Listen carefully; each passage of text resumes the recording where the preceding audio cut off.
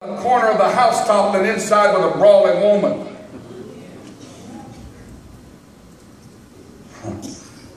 I'm afraid to even look up right now. Proverbs 21:19, it's better to dwell in the wilderness than with a contentious and angry woman. Men, do not say amen here. This is lethal.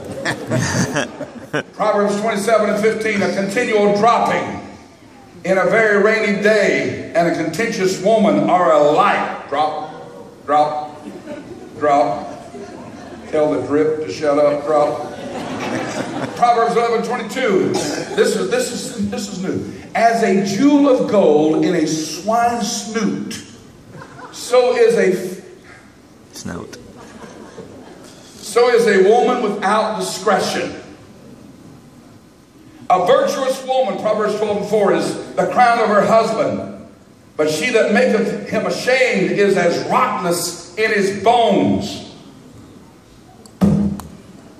You say, that's Old Testament. Okay, New Testament, Ephesians 5:33 in the Amplified Version. And let the wife see that she respects and reverences her husband, and that she notices him, regards him, honors him, prefers him, venerates him, esteems him, and that she defers to him, praises him, and loves him, and admires him exceedingly.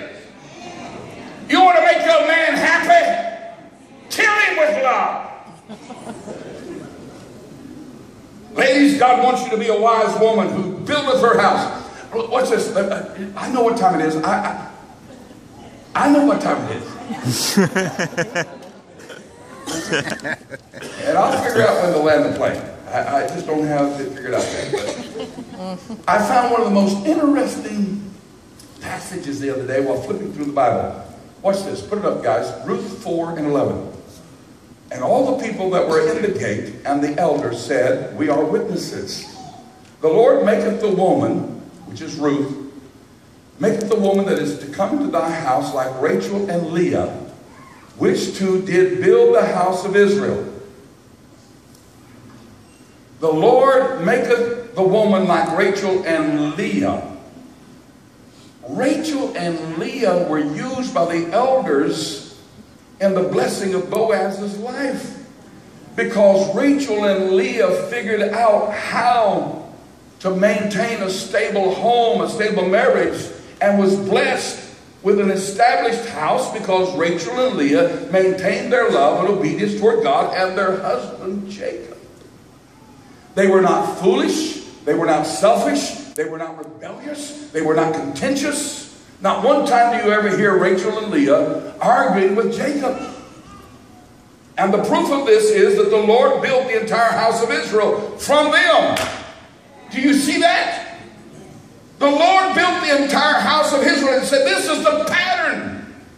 So Ephesians says, therefore as the church is subject to Christ, so let the wives be to their own husbands in everything. Now listen to me. Here's where we're going to get. Here's where it's going to be difficult. Submission is not submitting to something I already want to do.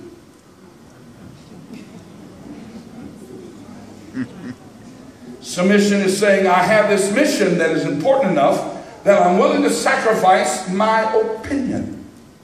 Instead of, I'm going to have my say even if it causes hell to freeze over. Or this is just the way I am. You know how my family is. Lord, it's really getting dry up here right now. But whatever happened to, I will sacrifice. Whatever happened to, I apologize. Whatever happened to, I'm sorry. I understand we are all human and we all have our bad days. But this is not about I and me. It's about us and we. And if you're going, you may have to trim some of you back, or us ain't going to work. You may have to trim that mouth of yours back. Oh, Jesus, I'm in trouble. You may have to trim that habit back, or that attitude back, that temper back. You may have to trim the fat off so you can have a lean and enjoyable life. Love always means submission. And as you grow older, the only things left in your life may end up being the things that you loved enough to submit to, or everything else would die before you. You are the best at being whatever you were, the greatest at submitting to. Wherever you submit and sacrifice, that's where you will ultimately see your greatest reward. Now watch this.